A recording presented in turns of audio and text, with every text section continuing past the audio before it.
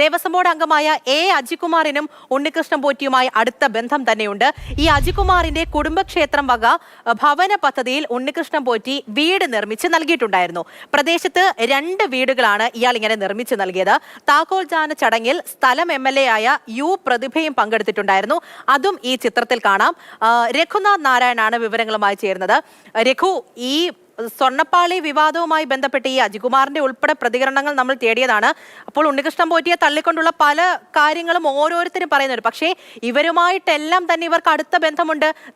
ആ ചിത്രങ്ങൾ ആണ് ഇപ്പോൾ സംസാരിക്കുന്നത്. കൃത്യമായിട്ടുള്ള തെളിവാണ്. പൂജ, ശബരിമല കേന്ദ്രീകരിച്ച് നടത്തുന്ന തട്ടിപ്പിലൂടെയായിരുന്നു കഴിഞ്ഞ കുറച്ച് നാളുകളായി ഉണ്ണികൃഷ്ണൻ പോറ്റി ഉപജീവന മാർഗം കണ്ടെത്തിയിരുന്നത് എന്ന് നമുക്ക് വ്യക്തമാണ്. അതുകൊണ്ട് തന്നെ ശബരിമലയുമായി ബന്ധപ്പെട്ട ദേവസ്വം ബോർഡുമായി ബന്ധപ്പെട്ട് എല്ലാവരുമായി ഇയാൾ കൃത്യമായിട്ടുള്ള ലേശൻ ബന്ധം, അടുപ്പം എല്ലാം കാത്തു സൂക്ഷിച്ചിരുന്നു എന്നതിൻ്റെ ഒടുവിലത്തെ തെളിവാണ്, അല്ലെങ്കിൽ പുറത്തു വന്ന അവസാനത്തെ തെളിവാണ് ദേവസ്വം ബോർഡ് മെമ്പറും CPIയുടെ പ്രതിനിധിയായിട്ട് ദേവസ്വം ബോർഡ് മെമ്പറായ ആലപ്പുഴ കായംകുളം സ്വദേശിയായ അജികുമാറിനോടൊപ്പമുള്ള ചിത്രങ്ങൾ. അജികുമാറിൻ്റെ കുടുംബത്തിൻ്റെ ബന്ധപ്പെട്ടുള്ള ക്ഷേത്രം അവിടെ വീട് നിർമ്മിച്ച് നൽകി. ആ വീടിൽ ഒരെണ്ണം നിർമ്മിച്ച് നൽകിയത് ഈ ഉണ്ണികൃഷ്ണൻ പോറ്റിയായിരുന്നു എന്ന് മാത്രമല്ല, ഉണ്ണികൃഷ്ണൻ പോറ്റി നൽകിയ സ്പോൺസർമാരാണ് മറ്റു 2 വീടുകളും നിർമ്മിച്ച് നൽകിയത്. ഇയാളുടെ ബന്ധം എത്രത്തോളം അതായത് സ്വാഭാവികമായിട്ട് തന്നെ ഇയാൾ കള്ളനാണ്, കൊള്ളക്കാരനാണ്.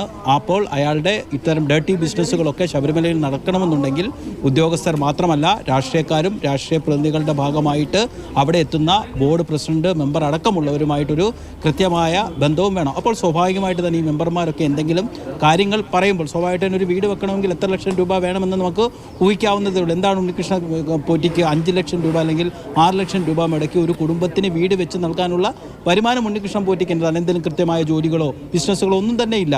ശബരിമലയുമായി കേന്ദ്രീകരിച്ച് പല ഉടായ്പകളും തട്ടിപ്പുകളും നടത്തുക, അതിലൂടെ കിട്ടുന്ന പണം ഈ രാഷ്ട്രീയ നേതൃത്വവുമായി ഉദ്യോഗസ്ഥ നേതൃത്വവുമൊക്കെ ആയിട്ട് എന്നുവെച്ചാൽ അത് പങ്കിടുക എന്നുള്ള അതിൻ്റെ ഒരു ഗുണഭോക്താക്കൾ അറിഞ്ഞോ അറിയാതെയോ, വീണ്ടും പറയുന്നു, അറിഞ്ഞോ അറിയാതെയോ ഇവരും പങ്കാളികളാവുന്നു. എന്തായാലും ഈ അജികുമാറുമായി ബന്ധപ്പെട്ട് അദ്ദേഹം ദേവസ്വം ബോർഡ് മെമ്പർ ആയതിനു ശേഷം CPIയിലടക്കം വലിയ വിമർശനങ്ങളുണ്ട്. അദ്ദേഹം ശബരിമലയുമായി ബന്ധപ്പെട്ട് അല്ലെങ്കിൽ ദേവസ്വം ബോർഡിൽ കയറിയതിനു ശേഷം അനധികൃതമായി സ്വത്ത് സമ്പാദിച്ചെന്നടക്കമുള്ള ആരോപണങ്ങളുണ്ട്. അതിൻ്റെ ഭാഗമായിട്ട് കഴിഞ്ഞ ജില്ലാ പാർട്ടിയുടെ സമ്മേളനമൊക്കെ ആയിരുന്നു.